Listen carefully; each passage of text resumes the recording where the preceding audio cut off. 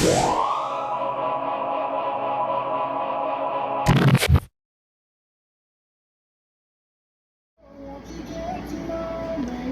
what's going on, ASTRL fans? Today we're working on a 2006 Honda Odyssey, and kind of a particular case of the ignition module. One of the things that I ran into upon this project, the key was stuck into the ignition module and it wouldn't come out. The client brought it to us and wanted to get the ignition key fixed. So what I'm finding out is that upon taking the column apart and finding out that you can't get the key out from here off the switch because it's stuck on the locking mechanism, I'm thinking the key is bent. Upon taking this apart and getting ready to take apart, I noticed that the other thing that I had to worry about was that the bolts that hold the module in were broken off. I thought these were originally they were rivets from the top and had to be taken out from the bottom. After looking on all data and looking at the parts catalog off AutoZone before I got the part, I realized that hardware had been broken off either on the install or they had been broken off in a previous repair.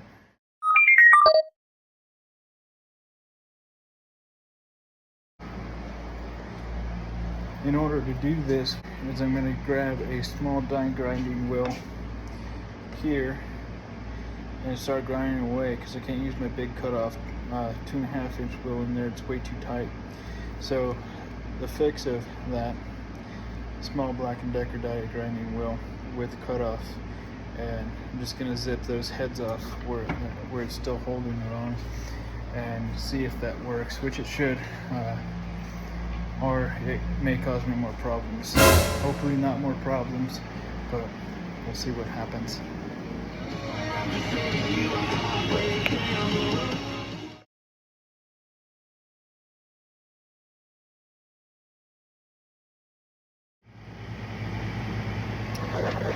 Alright, so here it is.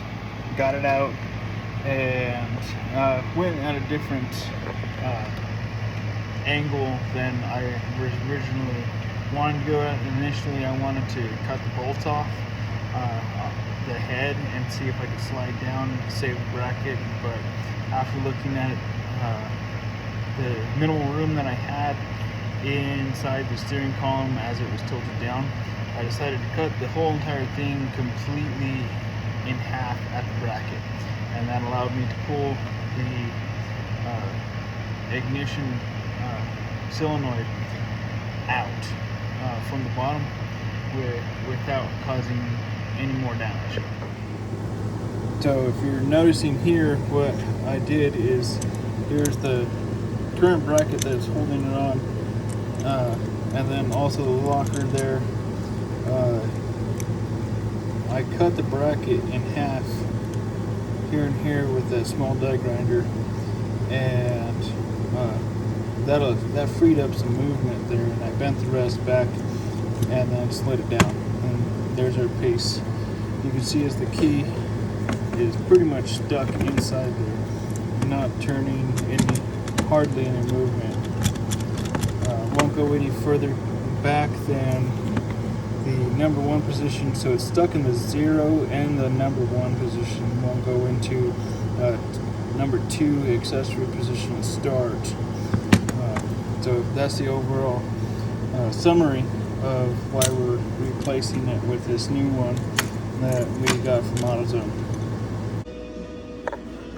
Alright, so as you can see, got the new ignition cylinder, got everything hooked back up, got the new key and the ignition, and Now it is going to be test time. I don't have the column cover on yet, just in case.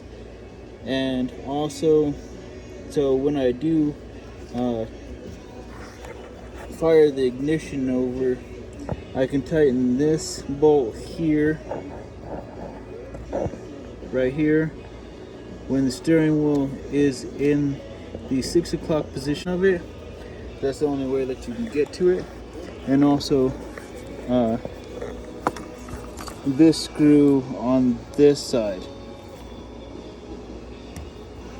I did have to saw the key off of the old one to get to this indicator piece here to get it onto the new one, because it wouldn't come off of here because the key was stuck inside the ignition.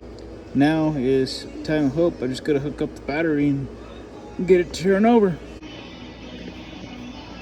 I don't know entirely what the running condition is of this vehicle right now.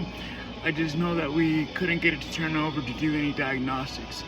The client initial complaint was that they're driving down the highway or down the street and the vehicle died on them. It seems like they didn't have any gas. Find currently right now before turning over the vehicle was that the battery cable was loose, and that could possibly keep the vehicle running because it would be running off of alternator power and not charging the battery entirely until the alternator decided to not have any more juice because it just decided to run out. So there's a possibility that the alternator could be bad too, so we're gonna have to do a charging system test for after this.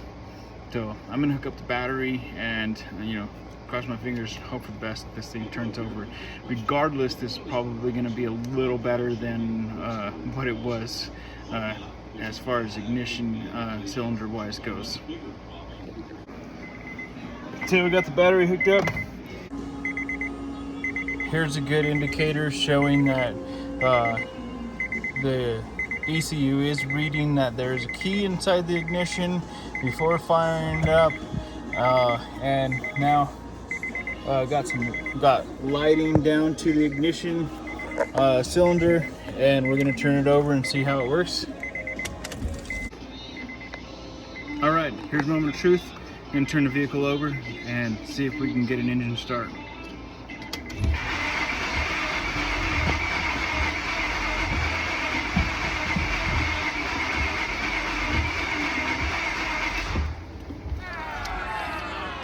We got it turning over, which is a good thing. But right now, there seems to be that it's not firing over. What the bad thing about that is that we could not be getting fuel or spark. So now that we have a vehicle turning over, we gotta start diagnostics. Thank you for watching this channel, end of part 1. I hope that you like and subscribe down below and have learned a little something along the way as much as we have.